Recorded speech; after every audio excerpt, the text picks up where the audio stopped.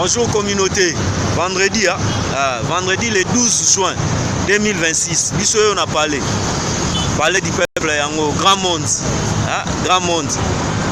Et là déjà ba soldé ba kakola rangote. Et là ba soldé ba kakola rangote. Donc to fandi na ba nanda kouté, to za pena na parler du peuple. De retransmettre une information en temps réel. Notable Stone, Kabalaka Dima, quartier Salon, on a commune alimentée. Donc, du peuple yango. Parler du peuple yango. Donc, c'est une information en temps réel. Donc, vous avez un kimia. Transport, il y a biso, mais information au Kabola. Donc, vous avez parlé du peuple, tu fandi nanda kouté. Yango. Na sir bomo. Vendredi, nous avons vendredi le 12 juin 2026. Donc nous avons parlé du peuple. Et là déjà ba soldé ba kakolara yangote. Et là ba soldé ba kakolara te. Notable Stone Kabalaka Dima, quartier Salon, on a commune alimentée. Donc awa nous avons déjà parlé. Tu repères une information nyonso en temps réel. Asir bomona, tu as parlé du peuple. Nous avons parlé du peuple pour te faire une information en temps normal. Mais toyo qui n'a pas d'information mususu ke ba délocaliser ba linga délocaliser ba kende na terrain à Sosa. Mais bon, toujours zélanon parce que jusque là tous à 8h. Tous à 8h, toujours zéla tous ba information normale pour te faire sabino na temps normal. Nde bomo na balabala ya commissariat général, place ministère ya intérieur ezali, ministère ya aménagement du territoire. Balabala eza bouclé. Eza bouclé, ba fouiller ezo salema. Ba mutu kapole kana balabala wana, il faut vraiment ba contrôler. Donc information déjà tozomona sur le terrain, toza déjà 8h28. 8h28, yango tozopesa bi. Donc awa toza ma sécurité. Awa toza vraiment to moni penza ke bouclage nde salemi et ba élément bazo sala penza musala. Donc awa eza likambo ma sécurité. Onde bomoni toza na collègue na ngai tonton Moïse MT Press. Donc toza na ye yende mutu toza kaka donc mibale awa. Toza mibale awa liboso ya parler du peuple. Donc onde bozomona parler du peuple. Yango yo na ngambu ezali Institut National des Arts. Donc onde bozomona yango. Donc toza kaka na TM Press. Tonton Moïse. Nde tozo sala ne couverture ya événement oyo ekosalema lelo. Zalia nde bomona équipe nde tozo couvrir masolo. Toujours. Za équipe tozo couvrir masolo. Toza wana parler du peuple. Toza na mon général tozali donc nde bozomona toza mombondo vraiment tozali. Donc awa biso yo tozali toza pona mboka toza na ndako te toza na balabala donc nde bozomona toza na balabala donc biso yo on a parlé du peuple toza vraiment mombondo les 12 yango donc toza penza biso yo en tout cas musala ezosembwama musala ezosale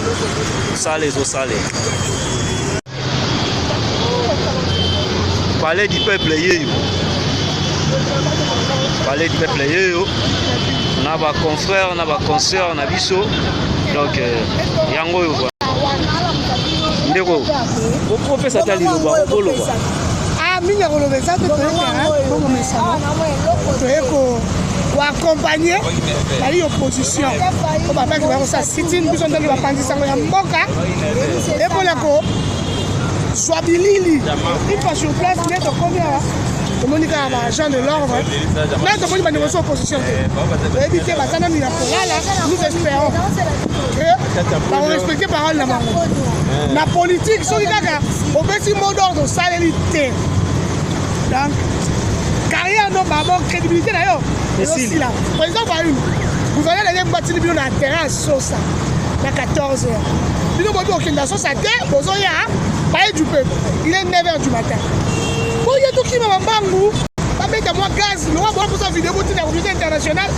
Pour soit matière. Surtout 9h, ils ont les capots. Bon, il y a 14h, moi, ils sont bibis. Moi, je suis moi, ici. Moi, je suis là.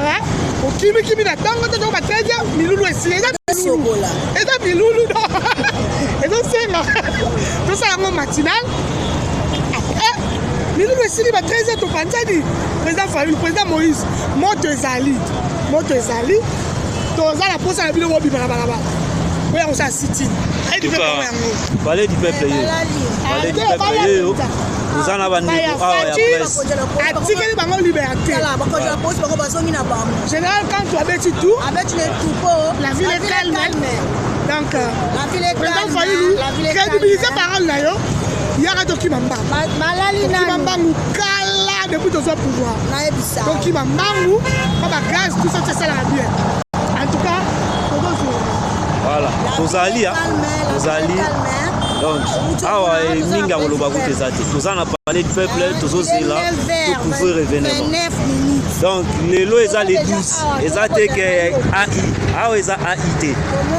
Awa eza AIT. Donc, les 12 yeyo, tozali na parler du peuple. Notable Stone Kabala Katima ya quartier Salongo ya commune ya Limité, tozali. Isoye. Donc, isoye, tozali.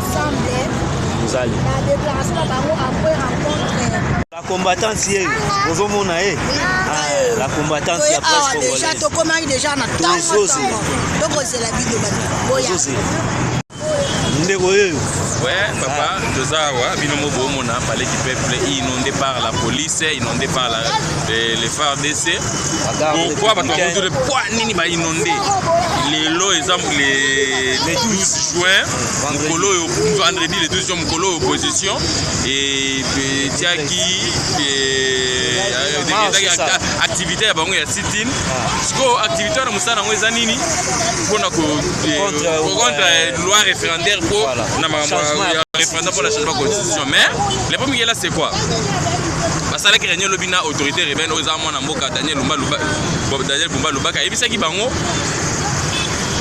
on parlait du peuple baboyi baboyi va accéder pour la activité et va activité politique libanda tout ça c'est interdit bon après ça qui bango terrain à Sosa et après ça bango PR après-midi. Pourquoi? Après-midi parce que les enfants, tous les élèves, il y a ça l'examen, c'est la sauce. Et puis souvent, c'est l'après-midi, quoi, ça là, activité na bino, on peut pas lobby, niet, puis surtout, il y a un appel du peuple, na 9h. Si je ne me trompe pas, nous sommes déjà 9h30, 9h31 minutes d'ailleurs. Opposition na yete mais awa d'être tout le monde la police ba service tous les awa pour maintenir l'ordre tolalité tozali pour te couvrir et biso tout ça pour te couvrir activité tout la vérité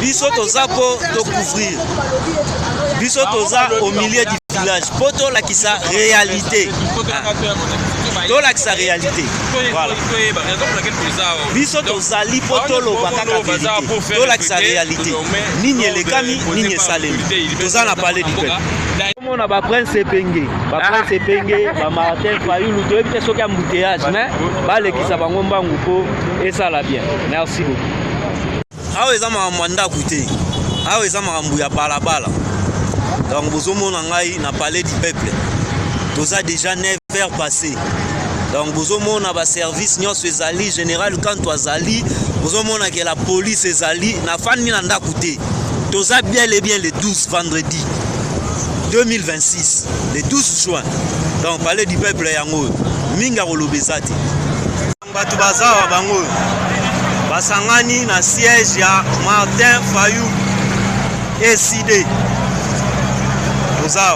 donc en face il y a Martyr en diagonale na Martyr en face il y a Basalio Nini ndeko eza susini Arena en face il y a Arena na ngambunde siège ya SID zali ya Martin Fayulu SID donc pembeni il y a école Sévigné voilà.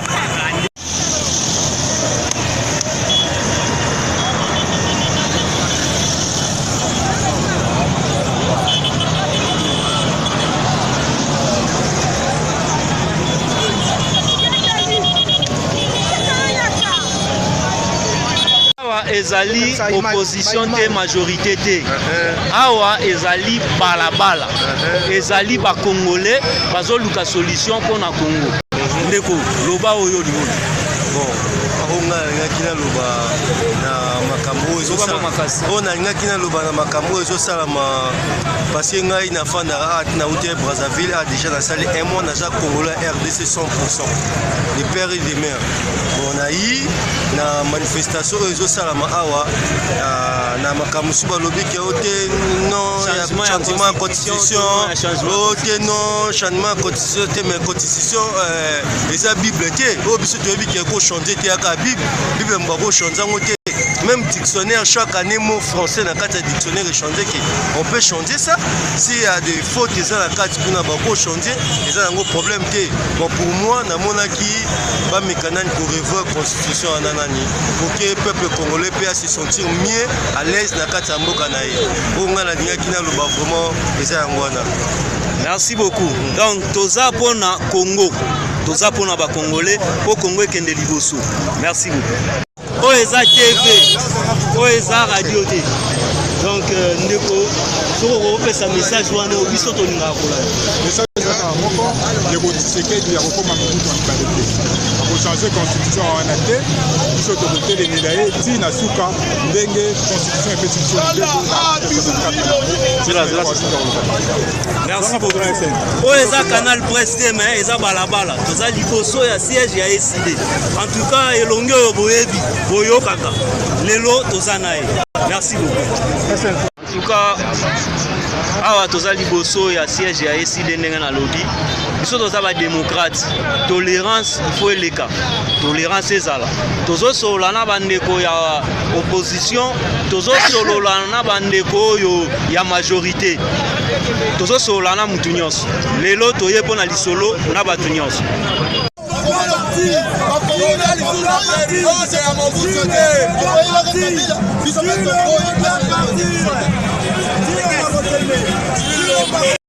Awa toza liboso ya siège ya SID ndenge bozomona eza droit na bango, droit ya population, liberté d'expression, mutu azoloba oyo azosentir. Awa eza likambo ya Congo mpona bakongoli yango ndenge bozomona nga naza na katikati na ngambo ya Fatek po kende palais du peuple na nsima na nga nde bomona bapolisier batelemi na ngambo ya Sévigné na ngambo ya siège ya SID bazobongama po baya bakota na palais du peuple. Donc temps normal nazopesa information na temps réel. Notable Stone Kabalakadi toza liboso ya arena na ngambu boende masolo ezosalema mais na ngambu ya arena batu bozomona wana soki na baluki boye eza ba dipogre bazotala pe bazojimele. Donc naza na katikati ya masolo, naza na ndaku te, naza na balabala. Donc ndenge bozomona réalité yango wana eloko nga na lobby en tant que congolais eloko deja batie na sol bakakolaka lisusu te, bakakolaka eloko basolde te. Awa bozomona la police na ngambo oyo bozomona SID na ngambu bozomona badipogre. Donc dipogre bango wana SID bango oyo bazobongama po baya, la police bango oyo batelemi po ba faire face. Tozotala match ndenge ezokende toza déjà 13h.